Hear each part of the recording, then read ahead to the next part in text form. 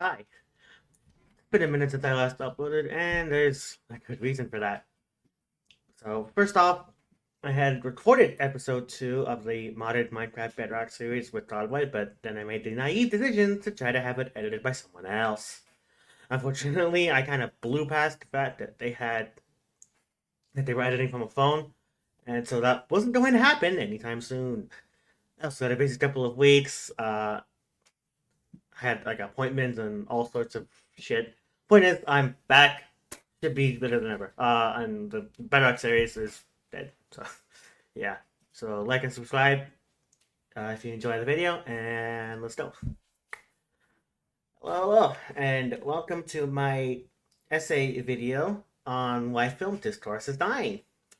It's a topic I've had mulling around in my head for some months now, but decided that now is as good a time as any to actually record the goddamn thing. So here we are. Before I start, I just want to say that this video isn't aimed at all people who watch movies, just those that are less open minded, so to speak. You'll see what I mean in a bit here. So, I'd like to start with a little motto that I have about movies that I've held for a few years now. And it's that what you expect from a movie is what you get out of it. What do I mean by that? Well, let's take, for example, the most recent movie that I watched, K-pop Demon Hunters. Going into it, admittedly, I'm going off script here, but admittedly, this might not be the best example, but I'll provide more concrete examples. But basically, going into it, I wasn't 100% sure what to expect, but I was optimistic, seeing how well it had been performing and all the buzz on social media and all that fun shit. So, but guess what? It blew me away. I loved it. This sounds weird, right? Because I said, I went into it expecting it to be decent, and then came out of it having sexual fantasies about its characters. Well, first of all, who the hell said anything about fantasizing about the characters? But anyways, secondly, yeah, it exceeded my expectations. But that being said, I was still hyped before I watched it. I did say that I wasn't sure what to expect, but that's mainly because I didn't know how I would feel about a K-pop movie. I mean, it's very uncharted territory for movies. Like, I love K-pop, but movie about it didn't like initially resonate with me that much, so to speak. Like, I was excited to watch it, obviously, but I wasn't really sure how an American movie studio, because it was made by Sony and Netflix. Well, it was made by Sony, distributed by Netflix, yada yada. But I wasn't sure how Sony, an American movie studio, was going to handle the like making that kind of movie. Gotta say though, they fucking smashed it. Anyways, I'm gonna get distracted if I talk about the DVDH for too long. So let's look at some other movies that I watched. How about the Marvels? Going into it, I expected to enjoy the film. The reviews I heard weren't glowing, but it's something like a film like I would enjoy. Lo and behold, I enjoyed it. It felt like meandering, and parts of it left me going, okay, what the fuck are we doing here? But I still enjoyed it, and that's what I mean. That's what I mean by what you expect from movies, what you get out of it, because I wanted to enjoy the movie. Guess what? I enjoyed the fucking movie. Mind blowing. Uh, Another example: the Star Wars sequel trilogy. Admittedly, this one I was significantly younger and probably more stupid because when I watched those, the first one came out in 2017. That's 8 years ago. But still, as a big Star Wars fan and just a movie enjoyer in general, I was looking to enjoy Star Wars, and lo and behold, that's what happened. Okay, couple more examples. Then we'll get to the main point of all this. Thunderbolts and Fantastic Four first steps. Going into them, I was hoping for great movies, and that's exactly what happened. I loved both movies. Funny thing, I say I liked Thunderbolts more. Fantastic Four felt a little slow at times, but still, it kept me engaged and entertained. Also, okay, so less like tangents like that. Pedro Pascal hate. What the fuck? He was in Fantastic Four, right? And I'm just so confused as to why the fuck he gets hate. He's like, huh? Who could hate such a handsome, dashing young man? It boggles my mind that people can hate on such a lovable person. What do you mean I sound like I'm simping? I totally don't have a sign on my door that says if you're a solicitor, get out unless you're Pedro Pascal. What are you talking about? um. Anyways, back to what I want to focus on. Movies are entertainment, meaning that the main goal is to entertain the audience that decides to watch the movie. Concept crazy, I know. But as you'll see in today's video, there are people out there who seemingly don't want to be entertained. There are people out there who will go into a movie, expect with a preconceived notion to hate on it. And lo and behold, after that, they came out of the movie hating it, even if the majority of general audience said, "Hey, wait a minute, this movie's actually good." And if you don't know where I'm going with this, well, this audience of people is mainly grifters and movie critics. Movie critics do this to a lesser extent. It's mainly grifters that I have a problem with. People like them. They're two very different people. Let's not get confused. Grifters are people who would jump on a bandwagon and not give a second thought to whether that bandwagon is actually a good bandwagon or not. And a lot of them tend to be Republican, but that's not a topic that today's video is going to discuss. The point is, grifters will make money however the fuck they feel like, even if the morals of the method doesn't fucking make any sense, or the majority of people don't have that moral high ground. Case in point, people like the Critical Drinker, Nud Roddick, there's some one racist British teenager, and people like that. They grift off of movies and they just spew nonsensical shit. Even sometimes they say racist shit in order to just make a movie seem worse than it is, just to appeal to a small crowd which is very vocal and will give them the money to continue their grift without consequence. YouTube, get the fuck on it. But yeah, movie critics on the other hand will go into a movie not looking to be entertained, but to criticize the movie and to make it look worse than it actually is. Similar concept, but with movie critics, they don't care about what the general audience thinks, obviously. They just do their job. They just want to do their job. They just want to, say, I like this about the movie, I didn't like this about the movie. This movie did this, and that. They don't care, and they don't suffer any consequences either. Mostly here, I'm talking about Rotten Tomatoes movie critics, but in general, critic scores seem to be vastly different from audience scores. And trust me, I can watch Poetic on Rotten Tomatoes and all that fucking bullshit, because holy shit, But we can move on. So it's really insufferable to me, like how they rate movies versus how the audience consensus is.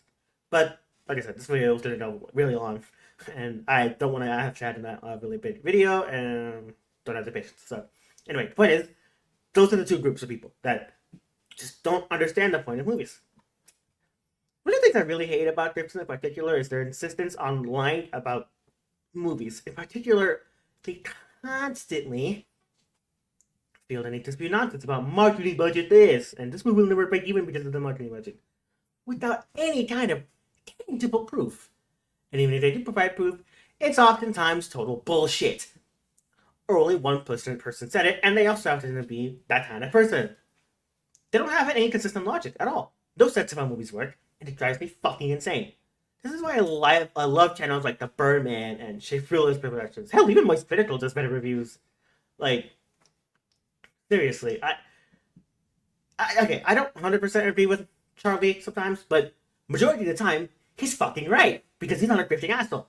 He makes money, sure, because he's really fucking popular, but he doesn't spew bullshit like you're going to see with, unlike what you're going to see with fucking Critical Drinker, which, spoiler alert, I'm gonna do a live review, unscripted review of one of his videos, specifically on Fantastic Four. So, yeah. Anyways, circling back around, because I still haven't really explained the idea of why they miss this and how it relates to the saying. Here's the idea. Movies are entertainment, meaning that they seek to entertain. What does that mean? Well, if you aren't entertained while watching the movie, then either the movie did something wrong, or you aren't watching the movie the same way as other people. And these scripters and movie critics, to a lesser extent, tend to be the second one. They don't want the movie to be entertaining. They watch the movie just to shit on it and make money off of it. A great example is Thunderbolts and Fantastic Four for Snips. Both movies are critically acclaimed and loved by audience, and yet the Critical Drinker and all those grifters say, no, I'm gonna pull some random shit out of my ass to hate this. I don't know how you walk into that movie theater, sit down, and watch that movie, watch those movies, and then come out of it saying, man, that movie sucked. It's inconceivable. But, of course, that's exactly what these grifters and movie critics do. They go into movies expecting the worst, for some reason. Expecting to hate it, and that's what happens, because that's exactly what they get out of it, because that's what they put in. That's the problem with film stores nowadays. Because these people don't want to enjoy movies. They want to make money off of them. They want to hate them just to please this very loud minority of people who are like them. They want to be this way, and I kind of respect it. Because why not go against the grain? Going against logic can sometimes lead to major breakthroughs, but not when it's something very simple that you fuck up on a daily basis. It's so unsettling how these people manage to fuck up something that fucking simple. Like, all you have to do is sit down and watch the movie, and yet life finds a way, to quote Jeff Goldblum's Jurassic Park character, Dr. Malcolm. So to demonstrate the points that I'm kind of spitting out here, I'm going to review a critical drinker video live and show you exactly why I think he has failed at watching a movie. Disclaimer before we get into it, do not harass the drinker or anyone else mentioned in the video. Here goes. Welcome to live, so actually I just, unscripted, let's go. Oh dear, 2025 hasn't exactly been a bumper year for the MCU, with back-to-back flops in the shape of Brave New World and Thunderbolts. Thunderbolts on a flop, you can go fuck yourself, but that's... And yes, with less than 400 million at the global box office, and it's the... Oh no! You didn't make 400 million. Guess what? I'm pretty sure it didn't even need to make half of that. So you can go fuck yourself. That's twice if I said that in the first, 15 seconds. Oh dear. Theatrical run all but over. Even the most die-hard shills have been forced to concede that Thunderbolts is absolutely a flop. And not really, because, spoiler alert, I have not, no, you're just wrong, but okay. Call me crazy here, but something tells me that Ironheart isn't going to turn things around for them. You've bitten off a... I just don't have a comment about Ironheart because I haven't watched it. But based on what the Birdman has said, you can go fuck yourself. Hell of a lot more than you can chew. I could chew a lot. That means that everything now rests on the Fantastic Four, the third attempt in the past 20 years to make Marvel's first family work on the big screen. And I think it's fair to say, things aren't exactly shaping up well for them. I mean, it started... Oh dear. We're gonna do the reshoot thing again? We're gonna do this again?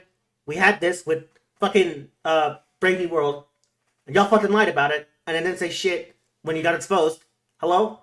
We're doing this again? Out well enough. The first trailer came out to a mostly decent reception that actually generated some positive buzz for a change. Imagine that in 2025. People were as if... Okay. No, I'm not appreciating the comic accurate costumes, the charming retro-futuristic 1960s aesthetic, the emphasis on family and teamwork, and the prospect of a Galactus that was more than just a giant cosmic space farts. You really think that's what he is? First of all, pretty sure comics prove that wrong completely, but you know what? Fuck it. Give me the benefit of the doubt. What does that change? He was awesome, okay? I don't care if, he may not have been using his abilities to the fullest extent. One of the things I think you've missed here is that Galactus was purposefully neutering himself because he didn't want to destroy the planet. He just wanted to get the baby. So he wasn't going to destroy the planet because that would destroy the baby.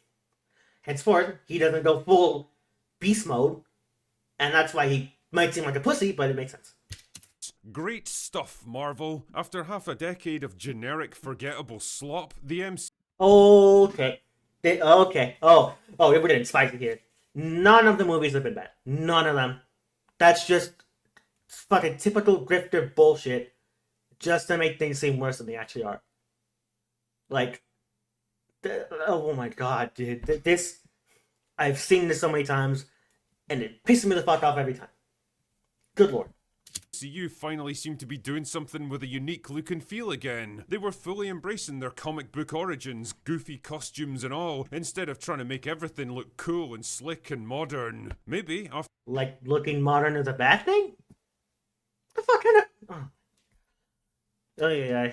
After a quarter of a century of failed attempts, someone might actually do justice to the Fantastic Four. But leave it to Marvel to snatch defeat from the jaws of victory. The problem started out small at first, like the casting of Reed Richards, which turned out to be trickier than expected. Apparently, the studio approached at least 3 other actors to play Reed, and they all turned it down. But why would they do such a thing? Who in their right mind would turn their back on a leading role in a big-budget Marvel movie with a huge paycheck at the end of it? Well, if I was a cynical man, I'd say it's because they wrote Reed to be a weak, cowardly pussy who gets bossed around by his far more powerful and assertive wife for most to the movie, and the leading men of Hollywood are getting almost as tired of playing characters like that as we are of watching them. Okay. You're gonna do this? We're gonna do this whole, oh, the women seem more powerful. Brother. She's a fucking superhero. No shit, she's gonna have you look powerful. Every bitch isn't a pussy just because Pedro Pascal is playing him. Also, I'd love to hear you, like, state who these actors were that turned it down, and if that's even, like, verifiable. Just come on. Huh? You really gonna just throw that out there and not provide a source or, like, any proof of that at all? Ay.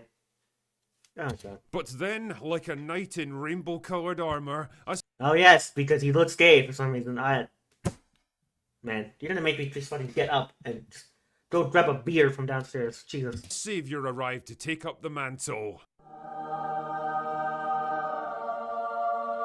That's right, it was Pedro, I'll appear in literally anything Pascal, and I just ranted on that. I just ranted on Pedro Pascal hate. You gonna make me bring that up again? Motherfucker. actor that clearly saw the meme about him taking on far too many roles and said, but hey, who knows? Maybe Pedro would buck the career-long trend of taking on high-profile but inappropriate roles and deliver an absolutely killer performance as Reed Richards. What does this even mean? What are you even talking about here? What? Huh? He was great as Maxwell Lord. What the fuck? Oh my god. But then there was That's just the most obnoxious, like, reaction gif that you could have used. To not even, that doesn't even, like... the casting of Vanessa Kirby as Sue Storm, who's 38 in real life and somehow manages to look even older on screen. But You're gonna No. Hold on. I'm gonna go back to that little freeze frame of her in the movie. Hold on. Where is it? Does she look above 30? Really? We're gonna go with that she looks over 30 here. Over 40 here. Huh? What? That never even crossed my mind when I was watching the movie. That's what you're thinking about when you're watching the movie? Man, I think she looks over 40. Fuck off. No, she doesn't. to look even older on screen. But, you know, Pascal is like 50, so it would have been pretty weird to pair him up with some hot young 25-year-olds. Nothing to As if that's even a problem anyways. Like, the age of the actor does not determine the age of the character, you bozo. God. worry about so far, so let's keep going, shall we? Then Vanessa revealed in an interview with Entertainment Weekly back in April that this movie was going to explore the gender politics of Sue Storm and women's place in 1960s culture. Fuck. Okay, sure. That kind of statement can mean a lot of different things. I mean, the film's set in the 1960s, which was a pretty important time for feminism and women's lib and all that other stuff, so I guess it would make sense to at least acknowledge it. Maybe Here's the thing, though. It's not set in our universe, so we don't know if those movements happened later or earlier. For all we know, women in the Fantastic Four universe could always have been equal to men. You don't know. It's not our universe, man. Like, I thought the multiverse concept made that pretty clear, but I guess not. Just because it's not in the main Marvel universe, suddenly it doesn't, like, carry over the properties of that, huh? It's a multiverse for a reason, man. Anything's possible. Like, holy shit. Maybe she just means the movie will present an interesting contrast between the kind of expectations and questions that women in 1960s America were grappling with versus the modern day MCU, where they basically act like obnoxious caricatures of men if they were written by 16-year-old gender studies graduates from Portland. Okay, I actually didn't know this, when, before, I saw the Birdman critique this video, and apparently this was a deleted scene. But also, you show Captain Marvel. But why is this characterizing a woman being more masculine? Why is that a problem? You know that masculine women exist in real life, right? Like, man. It's almost like the human race is a spectrum of people. Even if she's not technically a human in the universe. She's played by a human, right? She's based off of a human. The characters are based off of humans. The humanoid, so to speak, basically. So, I don't know what this criticism is. Like, that type of person exists in real life. Why shouldn't it exist in a comic book movie? The logic is... My boy. So, fine, we're still hanging in there, I guess. Nothing that's gonna spoil anyone's fun yet. But wait! There's more! Then there Do not bastardize that clip. You fuck ass. was the decision to make the Silver Surfer, one of the most iconic antagonists in all of the Marvel comics, into a female. Ron. Shalabal is not Silver Surfer, technically. The male Silver Surfer and the female Silver Surfer are two different characters in the comics. There's a reason that they wanted to have Shalabal, because this is not the main MCU universe, so that they could have a male Silver Surfer in the main MCU universe. You didn't even bother to look this up. You didn't even bother to look up, is a female Silver Surfer an actual character in the comics? Would have been so fucking easy. You know what? Fuck it. I'm looking it up right now. We're doing this live. Does female Silver Surfer exist in the comics? Oh, look at that. She debuted in the 1960s when the movie is set. Holy shit. Shalabal exists in the comics. You don't know shit about comics. CinemaSins, ladies and gentlemen. Well, not even CinemaSins, but that's such a CinemaSins thing to do. Not even look it up if this character exists. Fuck me. Because of course. Oh, come on! But Drinker, you clueless connoisseur of comic calamities, I hear you say. If you read the Earth X limited run comic from 1999, you'd know that there's an alternate universe where Shala Bao becomes the Silver Surfer instead of Norrin Rads. Thank you, imaginary strawman that I used to awkwardly transition into my next point. There was indeed a female Silver Surfer in a limited run series set in an alternate reality from 25 years ago, so I guess that technically makes this lore accurate? Sure, let's just go with that. The point. So just not even bothering to retract the previous statement then? You're just being clearly misogynistic for no reason? You're just gonna say that, oh, female Silver Surfer. Oh, I don't want to watch this anymore. Fuck off. Point is, every time another one of these revelations comes out, it became just a little bit harder to ignore what seemed to be a growing pattern. If Marvel were trying to refute allegations that the MCU was taking over everything that they did, they were making life pretty hard for themselves. Because women existing is a bad thing now? Women have existed for the entirety of humanity. You fuck ass. You hate women so much, and yet you also want to fuck them, but can't because you're such a pussy and a loser. Okay. At least I can admit that I'm a loser and don't get bitches. You hide behind, oh, you actually hate women. No, you do. Well, you don't even say you hate women. You hide behind, this, you think you're subtle. You're not. But wait! There's... And then, last week, we began to hear reports of a test screening for the latest cut of the movie, where major details of both the plot and the ending were leaked. A test screening that basically confirmed everyone's suspicions. Now, I'm sorry for what I'm about to show you. So... Look, I said I'm sorry, okay? If there was another way to do this, I absolutely would. How do I want to phrase this? Even though it's a team of one woman and 3 guys, I think that you're going to have a situation at the end of the movie where it's women who save the day. And you're like, why? Can't Reed at least be involved? You're like, come on, man. Come on. Right. Eloquent. I don't. They were all involved. Sue Storm almost fucking died. Man. God. Eloquently phrased as always, Grace. Good job. I mean, if even one of the biggest Marvel shills on the planet is calling out your movie for being too girl bossy, you know you've got fucking problems. Anyway, the gist here is that the movie culminates with Sue Storm joining forces with the female Silver Surfer to defeat Galactus, with a little help from a superpowered baby. Yeah, well, that didn't end up happening. I don't know what the fuck test screening they saw. I don't know how different. I'm pretty sure that's not at all. I don't know what version of the movie you watched. That's not the movie I watched. Clearly. Leaving the rest of the lads with, well, not a whole lot to do. Oh my goodness, it literally is the meme. Girls get it done. And all of this begs the rather obvious question.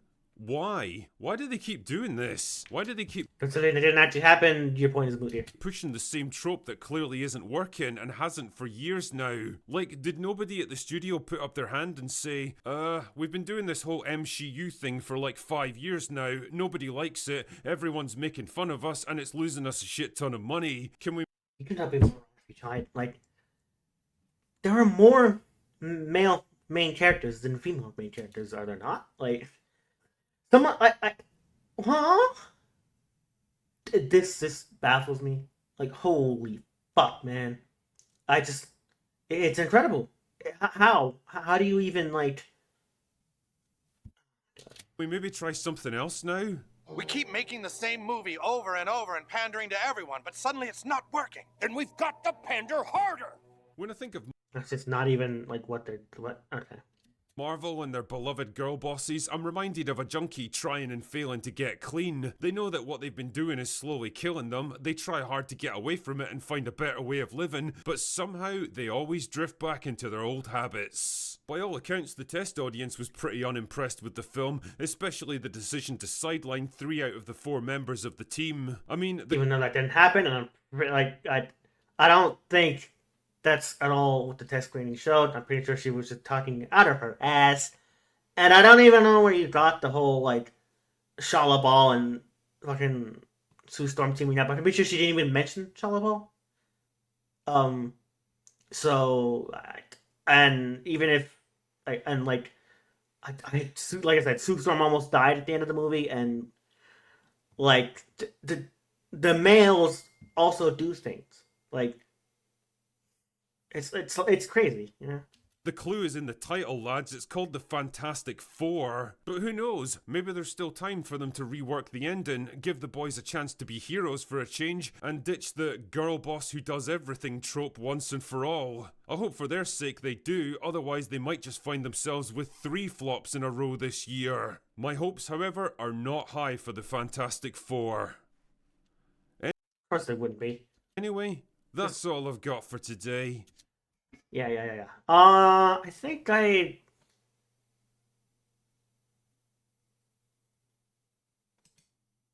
you know what? I think what happened there is okay. I don't know what the test screen actually did. Okay, here wait. Okay, you know what? Let's just react to it slightly different. We're gonna do 2 reactions because that one felt like I was critiquing a movie that didn't. I don't even know. I think okay.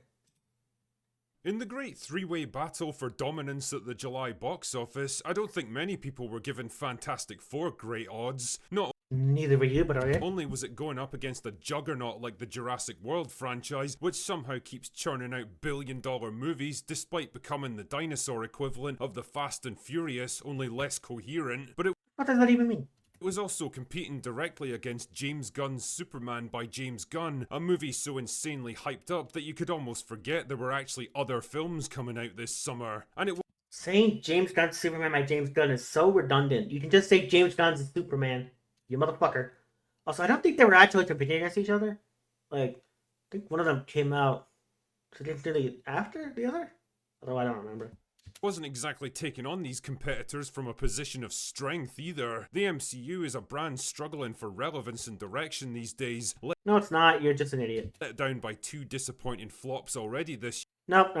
year, and a TV show so terrible that even Marvel tried to bury it for years. And as if I can't speak on Ironheart, but you're wrong about Thunderbolts and Brave New World. They actually did good. It's just, you people just never wanted to like them in the first place, so you didn't. all that wasn't bad enough, the film itself was dogged by controversy, rumours of panicked reshoots and rewrites, terrible test screenings, girl bosses and political pandering. And You want to provide a source for any of the bullshit that you just spewed, motherfucker? of course, the whole thing was built around Pedro Pascal, the most overexposed and overhyped actor in Hollywood history. No, but whatever. All of this is to say that Fantastic Four felt like it was counted out before the fight even began. But here's the funny thing, dear viewer. It's actually pretty fucking good. You got me shitting me! Literally exactly what I've been saying. You wanted to hate the movie. You actually got surprised. But you're still mad. Huh? How did you manage that? That's actually incredible. In the quiet words of the Virgin Mary, come again. I mean, let's not go nuts here. It's not a great movie by any stretch. Tell that to the somewhere near 90% on Rotten Tomatoes and the generally favorable reviews from literally everyone who's watched the movie apart from you people on who grip their bitches. You just fuck off. It's not going to change the world or save the MCU. Superhero It kind of is saving the MCU, but go on. movies totally aren't back because of this one film, and there's definitely issues with it. The antagonists aren't very well developed. There's a bit too Really? Really? Not very well developed? So Charlotte Ball just didn't get her own, like, origin story? You can maybe make the case for Galactus, but, like, I mean, I just feel like he wasn't in the movie even that much anyways. But they still, like, say that, oh, he's hungry, he wants Franklin to solve his hunger. Do you really need more than that for that kind of character? Like, it's been pretty clear what it was supposed to do. But, too much convenience driving the plot forward, and you can oh, the old conveniences. My god. This is such a cinema cynicism. Come on. tell the third act's been chopped up in editing, but for the most part, I think the good far outweighs the bad in this case. The four Surprising. leads were likeable and easy to get invested in, the plot was simple but effective for building up the stakes and tension, the gloriously retro-futuristic world was a nice break from the visual diarrhea that we're used to seeing, the dreaded Marvel humour Visual diarrhea. was massively toned down, there was no Ah, yes, Marvel humor. Because I guess you're just gonna, like, okay, some jokes don't land for you. That's not a symptom of the movie. That's a symptom of you. Fucking hell. girl bossing or pandering like the rumours suggested. Because the rumors never suggested that. Whatever rumors you heard were from people in your camp just trying to shit talk the movie before it was even out. So fuck off. And man, even Pedro Pascal did a pretty good job as Reed Richards. What a shocker. He's a good actor. Holy shit. I can't quite believe I'm saying this about a Marvel movie in 2025, but credit where credit's due, I quite liked Fantastic Four. The movie opens on an alternate version of Earth with a brisk and breezy intro that explains the origin Oh, I forgot to say spoilers, but I mean, at that point. Because of the Fantastic Four in a quick, simple summary that works neatly in context. Unlike a fucking wall of text, James. After the oh no, reading. Do you know where these movies came from? Comics, which are books that you read. Crazy concept, you know?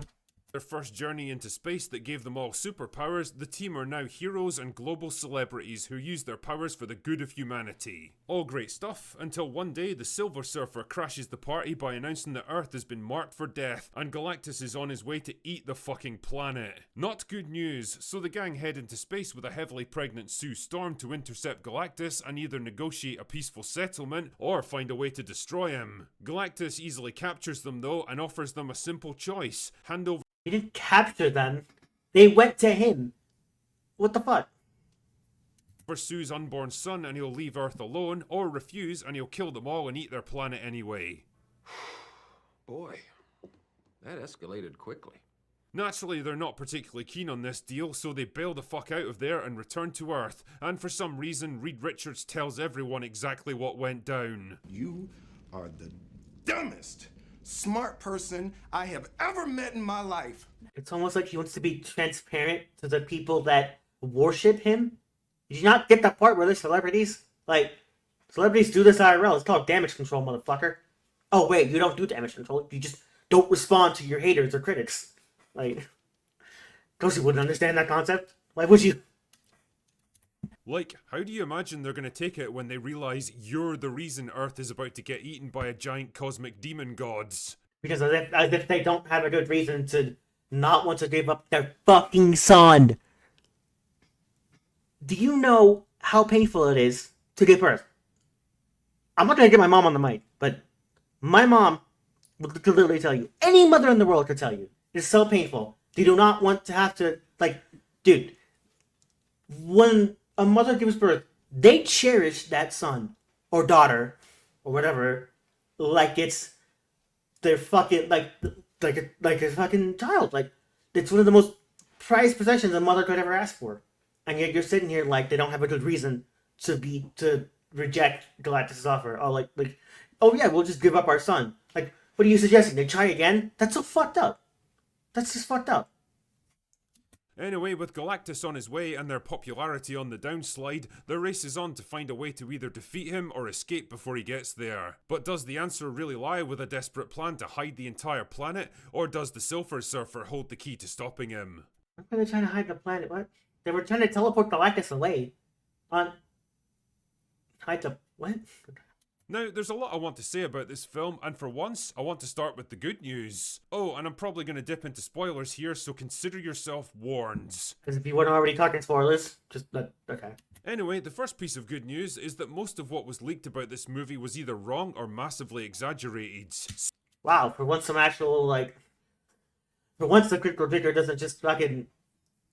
like, ignore that. Damn. Okay. Sue Storm isn't some annoying girl boss who dominates every situation. The movie doesn't pander to gender politics or knock down the male characters just to big up the ladies, and the finale isn't just her and the Silver Surfer saving the day single-handed. Yeah, it's almost like that was never anything, and that was just your grifter camp trying to get you to fall for the bait, which you did, because you're a dumbass. Everyone gets stuff to do throughout the film. It's very much a team effort, and all four of them have a role to play. Well, maybe not so much the Thing, but really, how much can you do with a fucking walking boulder that punches things? Read a fucking comic book, and you'll see that the Thing is not just a pussy. Come on. leads the way when it comes to science and technology, while Sue is more of a maternal presence over the team, and that's fine. I mean, Sue also forms her own, like, little company, but whatever, okay. Collaboration, not a competition, which is how it should be. Johnny Storm is way less annoying than the trailers made him out to be, and he's actually pretty smart and makes a key discovery that helps him understand the Silver Surfer's true nature. I don't think Johnny was ever shown to be annoying. That's just you thinking that you thought he was going to be Chris Pratt, Johnny Storm. Like, obviously not. Yeah, I think the movie could have given them more scenes together to flesh out their relationship, but I'll get more So you just wanted to... Okay. into that later. And believe it or not, I also have to give props to Pedro Pascal. Fuck. Whatever you might think of his public persona or Hollywood trying to push him into absolutely everything. Okay, just immediately backpedaling on giving him credit by saying that, just regurgitating the old, oh, he's in too many movies. Fuck off, fuck off, fuck off, just fuck off. One thing you can't deny is that he's a pretty fucking good actor, and when he's given the right role to work with, he can do great things. I actually liked his portrayal of Reed Richards. He's smart, composed, and logical, and despite what the rumours would have you believe, he's never pussified or pushed to the side in favour of Sue Storm. You mean the rumors that you helped spread? Jackass? There's a real theme of family, loyalty, and teamwork running throughout the narrative, and holy shit, after all the weirdly sterile, sexless, joyless, loveless relationship that we've had to put up with in recent years, it was like some... How do you say sexless? Like, they're not gonna show a sex scene in a movie that's made for kids. Like, what? That's just a non-criticism, because they wouldn't be able to show a sex scene even if they wanted to. Like... a wild acid trip to have a movie that revolves around a husband and wife who love each other and the child that they're about to bring into the world.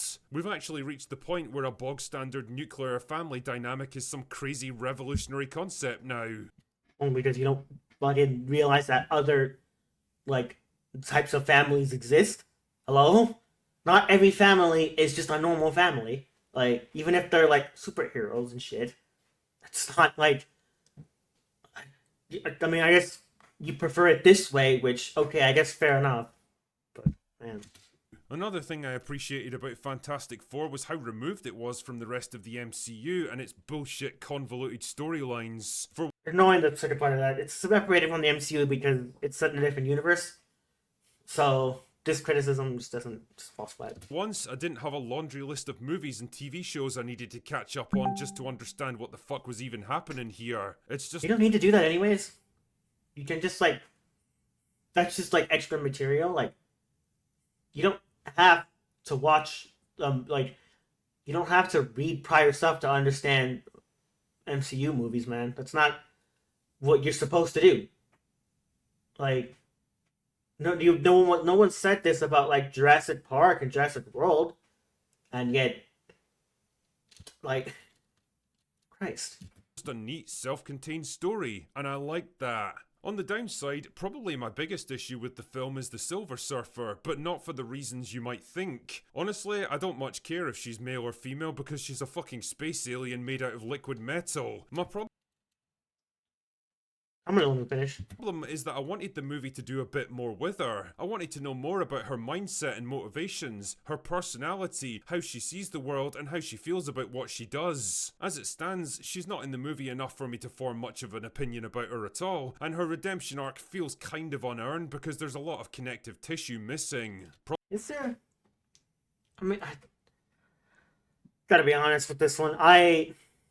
Okay, one flaw about like my movie watching that I will admit is that sometimes I tend to forget minute details like that, where like a specific like side character's like motivations and stuff like that. Like I do remember like they did explore her backstory, but I don't know if like I don't remember. I would imagine that they had a good amount of stuff for you to make an opinion. Like you're clearly acting as if you do have an opinion.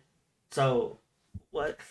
Probably because it was left on the cutting room floor, but I'll get back to that shortly. It's Please much the do. same problem with Galactus. I mean, don't get me wrong, he looks awesome, and Ralph Ineson does great work with the voiceover, even if I wish he would have kept his Yorkshire accent. Hey up, lass, give me baby or I'll eat your planet. Ah, that's champion. Again, though. Okay, that's why. Okay, that's actually kind of funny. Imagine someone doing a parody of. Okay, I'll give you that. That's actually kind of funny to me. But the problem is that the movie doesn't tell us a whole lot about him. He's just big and hungry and he eats planets, I guess, and he wants baby Franklin to somehow take over his role one day. Like, No, he wants it because he's hungry. He wants Franklin because he's hungry, and Franklin has the kind of power to satiate his hunger. But that wasn't clear enough for you?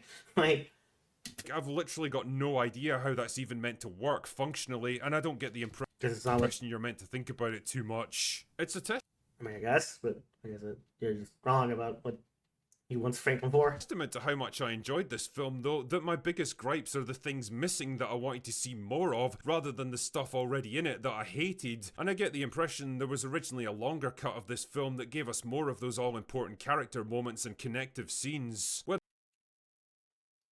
But I feel like he did though. Like, I don't know. Something somewhere here doesn't feels off. But okay. whether it was a panic in studio trying to course correct after negative feedback, or just a What negative feedback? What? You think your loud minority of idiots is loud enough to affect a movie studio? It's the opposite way, my friend. desire for a shorter runtime? I'm not sure, but the end result is a slightly rushed, timid sort of movie that could have been something really special with just a bit, well, more. As it I mean, I thoroughly enjoyed it, so I don't know what the fuck you watched.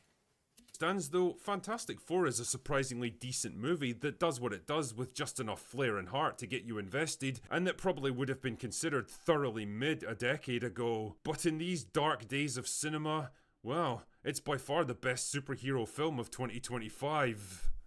I mean,